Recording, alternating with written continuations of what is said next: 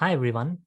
Today I'm describing a linear program formulation for the shortest path problem. Here we have a graph in which our objective is to find the shortest path from a source node S to the destination T. Every edge in the graph has a notion of distance or cost associated with it.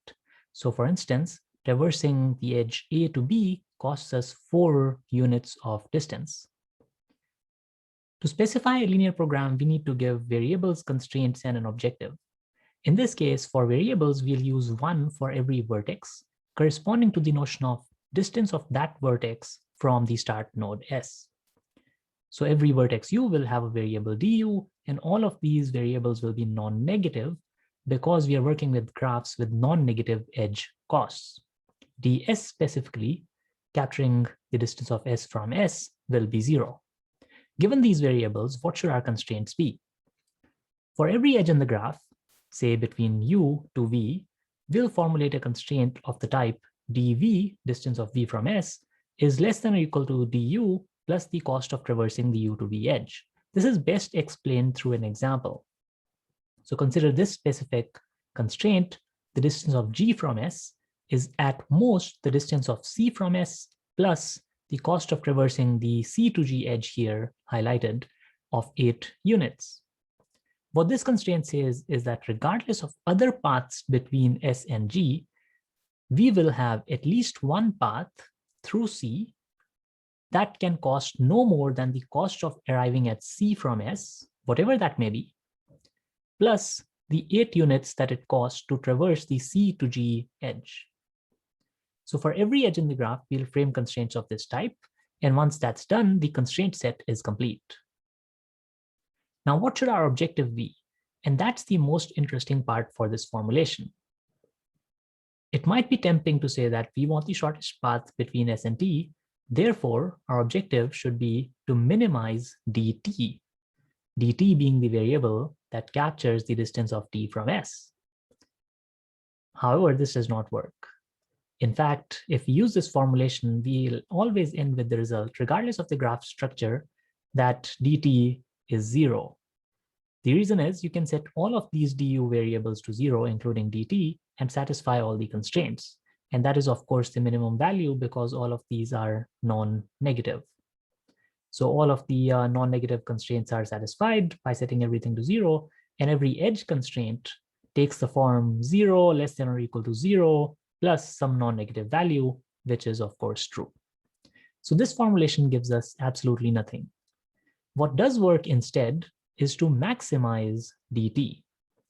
Now, I won't give you a formal proof of this formulation with maximize dt being correct in computing the shortest path in a graph.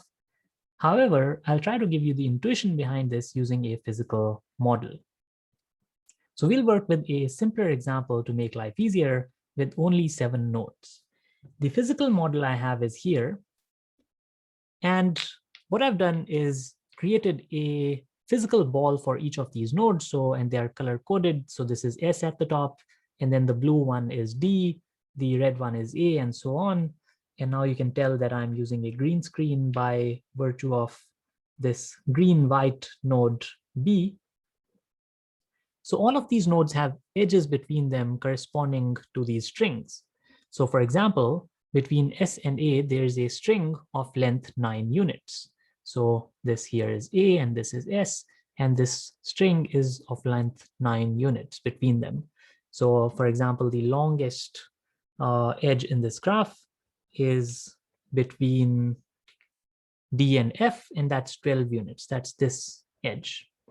So what these strings are saying is essentially our constraints in the linear program formulation.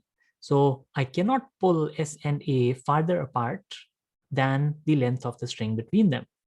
So ds and dA have this relationship that dA is less than or equal to des plus the length of the string 9 units corresponding to the edge cost between them. And now if I look at any 2 nodes, I cannot pull them farther apart than the string length between them. And so for S to D, they can be no farther from each other than 2 units. That's the direct connection between them. But even for nodes that are not directly connected, like S and A don't use the shortest path as the S2A direct edge, but use the shortest path as through D and cost 7 units, they can be no farther apart than if I try to pull them apart and have these two strings dot. So the physical model tells us that once there is a end-to-end connection through these strings of the shortest possible length, I cannot pull them apart any farther. And that's why pulling them apart as far apart as possible gives me the shortest path length. All the edges, all the strings on the not shortest paths are not dot. This example conveniently also gives us the intuition for Dijkstra's algorithm. So if I start picking nodes from this flat or flat-ish surface, all the nodes that are up in the air at any point are the ones in the visited set for Dijkstra's algorithm. So at this point, S and D are in the visited set and their distances are final. And then I'll pick the next shortest distance node from S and its distance is final, and so on. Thanks, that concludes the presentation.